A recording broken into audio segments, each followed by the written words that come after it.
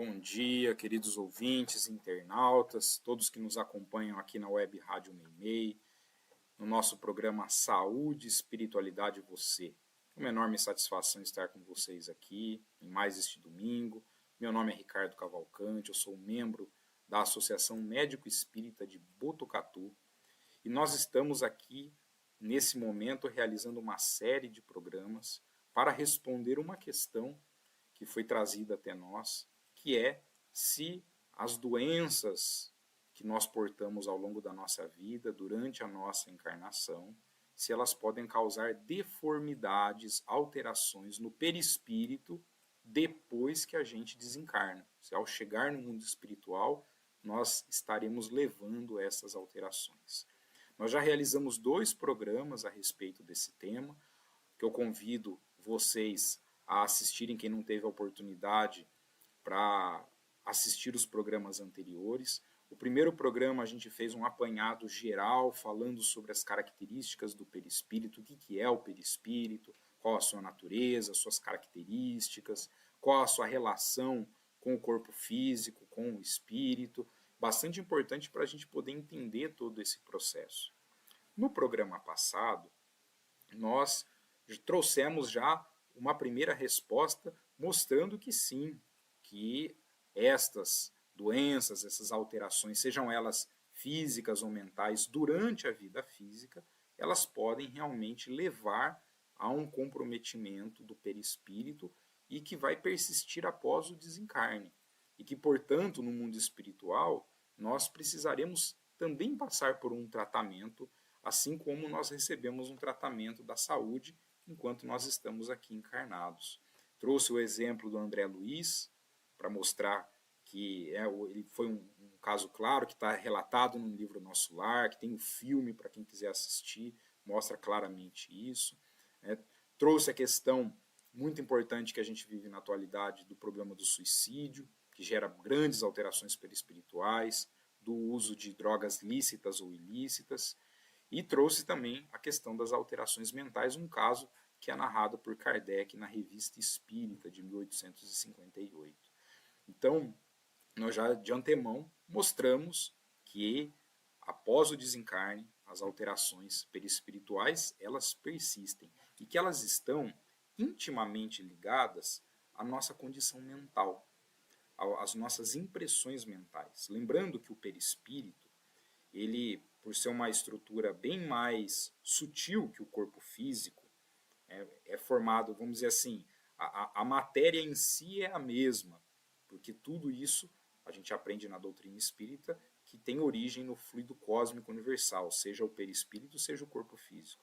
Mas são matérias que estão vibrando em condições diferentes. Então a gente tem a matéria mais densa, que é a matéria do corpo físico, e uma matéria mais sutil, que é a matéria do perispírito. Essa matéria do perispírito, ela é extremamente sensível às nossas impressões mentais. Então, o que a gente pensa, a gente está refletindo ali.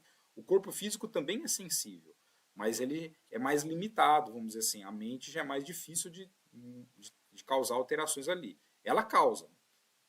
Quase que todas as nossas doenças terão origem nestas alterações mentais, seja de vidas passadas, seja da vida presente, mas que estarão provocando alterações no corpo físico. Mas o perispírito, essas alterações elas são quase que imediatas. Né? No corpo físico a gente leva anos para conseguir alterar, mas no perispírito isso é quase que imediato. Né? A gente pensa, sente, a gente já está plasmando o perispírito naquela condição.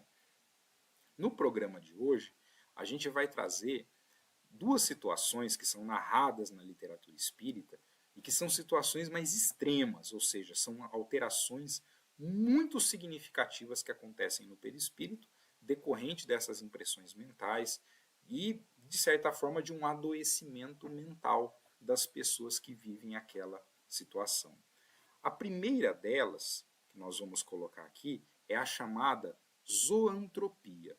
A zoantropia ela é narrada por André Luiz nas suas obras e ela é narrada também por Manuel Filomeno de Miranda. E eu trago aqui um caso narrado por Manuel Filomeno de Miranda. Está descrito no livro Painéis da Obsessão. Lá nessa obra, que é uma obra fantástica, recomendo a todos que quem ainda não teve a oportunidade de ler, que leia. É um verdadeiro tratado médico, essa obra Painéis da Obsessão, porque ensina muitas coisas para nós a respeito da nossa saúde. Nessa obra, Manuel Filomeno de Miranda narra o caso de uma mulher que teve um relacionamento no passado com um homem e houve, obviamente, um desentendimento, um desencontro nessa relação. Essa mulher, ela se sentiu extremamente revoltada diante daquele homem, né? Ela passou a alimentar diante dele um ódio muito intenso, um desejo de vingança, né? Sentia muita raiva daquele indivíduo, e isso ao longo dos anos. E ela fez isso, né, durante a sua encarnação e após a sua desencarnação. Esse sentimento, né, esse ódio intenso, e a gente vai ver muito isso nessas situações específicas, em que o indivíduo alimenta um ódio muito grande pelo outro, é que se cria uma fixação mental, ou seja, o indivíduo ele fica com aquele pensamento obsessivo, ele só pensa naquilo, ele só fala nisso, ele só tem aquele discurso. E isso de certa forma, é um transtorno de ordem emocional. A pessoa não consegue se libertar daquele pensamento, daquele sentimento, aquilo fica reverberando dentro do indivíduo de uma maneira muito intensa. E isso, consequentemente, gera alterações no perispírito, porque não é um pensamento bom, não é um pensamento positivo, não é um pensamento salutar, pelo contrário, é um pensamento doentio. Então isso vai adoecer o perispírito. No caso dessa mulher, Manuel Filomeno de Miranda conta que, com o passar do tempo, ela foi se enxergando como se ela fosse um animal. E ela foi perdendo a sua forma humana. Então, o que ele fala para nós? Que com o tempo, isso lá no mundo espiritual, após o desencarne, lá no mundo espiritual, o perispírito dela ele foi se modificando. Então, as suas mãos foram se transformando em garras, a pele foi ficando toda enrugada, ela foi ficando com uma postura toda curvada, uma fisionomia, o rosto dela foi se modificando, ela ficou parecendo um animal mesmo, uma fera, foi perdendo a característica humana, um olhar completamente desfigurado. Então ele conta que quando eles, né, tiveram contato com esse espírito, ela já havia perdido muito da sua forma humana, ela parecia realmente um animal selvagem. E era a forma como ela se enxergava, mantendo aquela vontade de se vingar, aquele pensamento de ódio diante daquele homem. Então, ele mostra para nós claramente, né, que o perispírito ele é plástico e ele vai se moldar e vai se modificar de acordo com essas impressões. E aqui no caso, uma situação de zoantropia, ou seja, que significa isso, né, que o indivíduo, né, o ser humano, assumiu uma característica animal. Então ele muda completamente a sua forma. A gente vê relatos, né, de grandes deformações perispirituais relacionadas a isso. Por exemplo, André Luiz ele narra, por exemplo, para nós casos, por exemplo, de pessoas que eram durante a sua encarnação foram extremamente viciadas no sexo, e se perderam completamente nos seus comportamentos, nas suas atitudes, em decorrência do mau uso que fizeram da sua sexualidade e da prática do sexo, que quando eles desencarnam, o seu perispírito traz, por exemplo, grandes deformidades das genitálias. Elas ficam completamente deformadas, perdem a sua característica, a sua forma padrão que é esperada de uma pessoa. Por quê? Porque o indivíduo depositou ali todas essas alterações, todas essas condições que vão promover um adoecimento perispiritual muito grande. André Luiz também traz para nós uma situação mais grave ainda, que são os chamados ovoides. O que são os ovoides? Então, isso está muito bem relatado. Quem tiver interesse em saber melhor sobre os ovoides, vai encontrar isso no livro Libertação, uma das obras da série André Luiz. Lá no livro Libertação, André Luiz, ele visita uma região bastante inferior, um ambiente de muito sofrimento, em que havia muitos espíritos que causavam um mal muito grande, que eram comandadas ali por um espírito chamado Gregório. E ali André Luiz, ele se depara com esses espíritos que eram ovoides, ou seja, eles perderam completamente a forma humana. Eles não tinham forma humana, eles não têm forma de animal, de nada. Era um ovo. Eles se transformaram, o perispírito deles, quer dizer, não tem membro, não tem braço, perna, não tem cabeça, não tem mais. Perdeu completamente a forma. Era um ovo. Então, por isso que ele deu esse nome de ovoides. Então, eles são espíritos que estão numa condição extremamente difícil de saírem daquele contexto. Eles geralmente, esses ovoides, André Luiz narra para nós, que eles são muitas vezes inconscientes, ou seja, eles já perderam a consciência, eles já nem sabem mais o que eles são. Eles estão num estado de embotamento, de introspecção tão intensa que perdeu a sua forma. E muitas vezes eles são usados por grupos de obsessores que usam esses ovoides para parasitar outros espíritos, para parasitar encarnados. Então, isso é bastante relatado, a gente vai ver ali. E o André Luiz fala para nós que, assim, por que o indivíduo chega nessa condição? Então, ele fala muito sobre a monoideia, esse pensamento fixo, né, esse pensamento obsessivo que o indivíduo vai tendo, é como se fosse um pensamento circular, ele não consegue sair dele. Então, aquele pensamento que o indivíduo não se liberta. E pensamento bom? Não, pensamento ruim. É pensamento de ódio, é vingança, é o sensualismo, é o remorso. Condições que vão levando o indivíduo a essa introspecção, ou seja, ele só consegue enxergar o que tem dentro de si.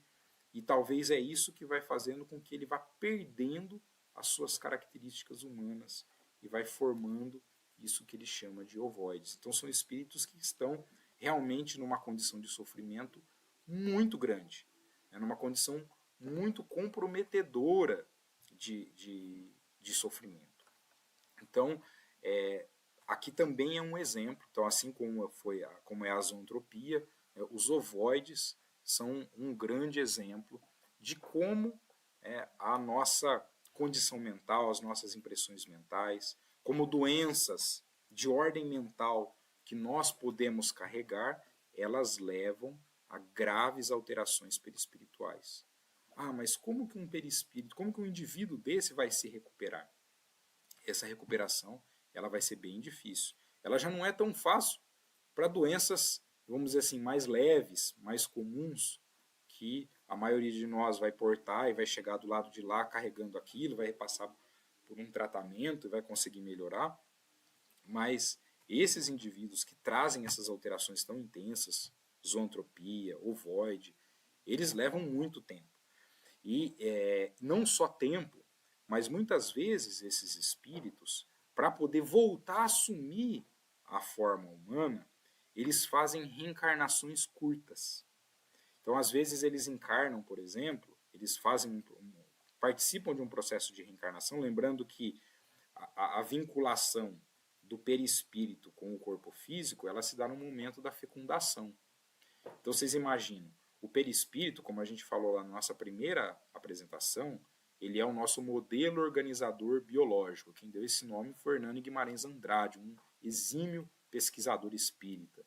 E baseado naquilo que Kardec e André Luiz nos ensinam. Então, que o perispírito ele vai servir de molde para que o corpo físico se forme.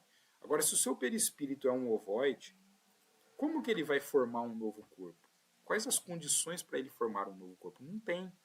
Então, nesses casos, você precisa fazer o processo contrário, quer dizer, você precisa vincular aquele espírito a um corpo que está se formando. Então, ele vai se ligar ali no momento da fecundação, vai participar daquele momento inicial de formação do corpo, mas muitas vezes esses ovoides, o que eles vão acabar apresentando? Aborto. Então eles vão naturalmente, aqui não estamos falando do aborto provocado, mas do aborto natural, muitas vezes são espíritos que vão sofrer aborto natural, espontâneo. Por quê? porque ele não consegue formar um corpo novo.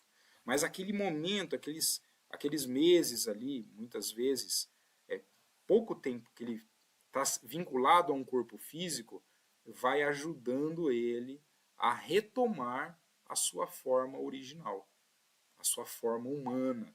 Ele vai remodelando o seu perispírito. E isso é algo bastante importante.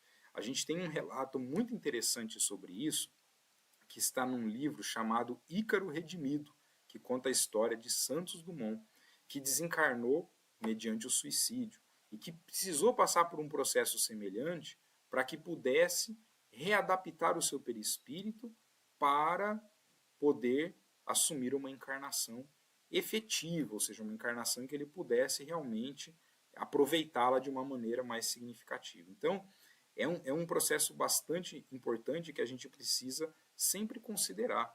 Às vezes a gente tem mulheres que tentam engravidar e sofrem abortos repetidos, né, naturais, não é intencional, mas ela perde a criança. E muitas vezes as pessoas ficam muito tristes por isso, porque obviamente que muitas dessas gestações são desejadas, a pessoa quer ter o filho, a mulher quer ser mãe. É importante que a gente entenda que às vezes a gente está ali participando de um processo, né, que a gente pode no passado ter contribuído para isso, mas a gente pode estar participando de um processo, da mulher que está ali pode estar participando de um processo auxiliando o espírito a retomar a sua forma humana. Porque muitas vezes é assim que será possível aquele ovoide, aquele espírito que sofreu grandes deformidades, retomar a sua forma original. Então fica aqui para mais uma semana, mais uma reflexão, que a gente possa sempre lembrar da importância do cuidado que a gente tem que ter com aquilo que a gente pensa, com os sentimentos que a gente alimenta, que a gente nutre, para que isso não leve nós a condições tão extremas e tão graves quanto essas.